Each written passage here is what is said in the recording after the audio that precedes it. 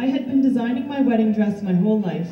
It had gone through many, many incarnations, most of them puffy and white with lots of lace and Victorian frou-frous.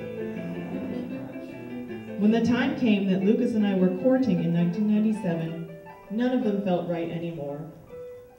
I have a fondness for the vivid imagery in conjugal love and was inspired by 22. I made the dress of white linen with embroidery around the bottom of the skirt and sleeves. The bottom of the skirt is very full, and it took a very long time to embroider. I tried many designs for the red mantle and had a hard time coming up with something that I liked. Instead, I ended up with a tabard, or open-sided tunic, made from red and gold jacquard tied at the waist with a gold-colored sash. These are the clothes we wore at our wedding in Gwangju, South Korea in 1998. I was introduced to the new church by David. He talked a lot about the new church. Is he a potential minister? And what he said made sense to me. I never had a religion before. We had a new church minister, Reverend Kwok, for our wedding. These are traditional garments called hanbok and are made of silk. We had a Western style ceremony with a traditional Korean reception. These garments were custom made for us. Unfortunately, none of David's family were able to visit Korea, but my friends, my hometown village people, and family members, including my 100-year-old grandma at that time, all came to celebrate our wedding. It was fun for them to see David dressed as a Korean bridegroom. My grandma loved David and called him Dae-Soo-Ban, bridegroom David, even before we got married. She passed away to the spiritual world at age 102. We have such a sweet memory of her.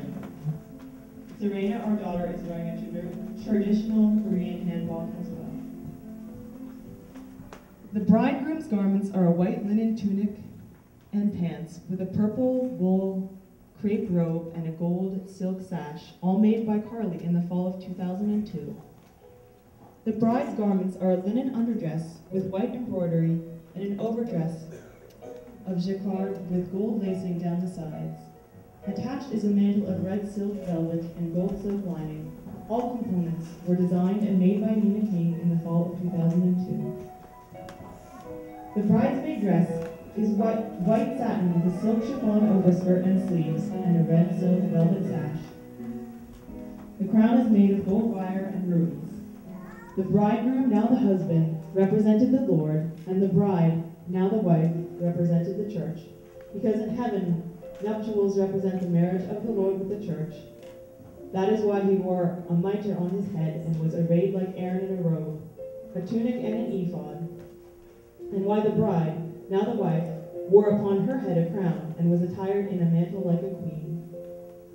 But tomorrow they will be clothed differently, for this representation lasts only today. After the nuptials, both together, the husband and his wife represent the church. My dress was designed by Monique Lullier for her spring 2006 collection.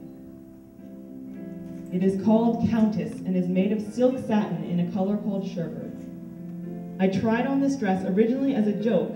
It looked so funny on the hanger with big flowers drooping off of it. Once on, I knew I was in trouble. I was in a very fancy salon, and I was enchanted. I tore myself away, and magically that very night, I found the same dress on eBay. A woman in DC named Louisa Solarte sold me her wedding dress, and Anina King fitted it to my size. I ended up with a dress that was more decadent than I ever could have imagined. The dresses you see today were worn by Sister Christina and her cousin once removed, Grace Evans. The bridesmaid dress includes a two-piece gown, a hoop skirt, and a petticoat. The flower girl dress includes a hoop skirt, petticoat, dressed with sash and gauntlets. Her mother, Loretta, spent 1.5 years creating these and the other dresses for the wedding and based them on ball gowns from the 1860s. Although they began based on purchased patterns, they needed a series of adjustments, rebuilding, and research to make them actually fit the women and girls wearing them. The ivory and burgundy fabric is silk shantung and the Dusty Roses polyester shenanigans. The lace on the sleeve was specialty dyed in New York City. The project was a much larger one than Loretta anticipated, but she feels a sense of awe that God provided her with the knowledge and talent to make these amazing garments, which enhance the natural beauty of the six lovely girls on Sabrina and Terry's wedding.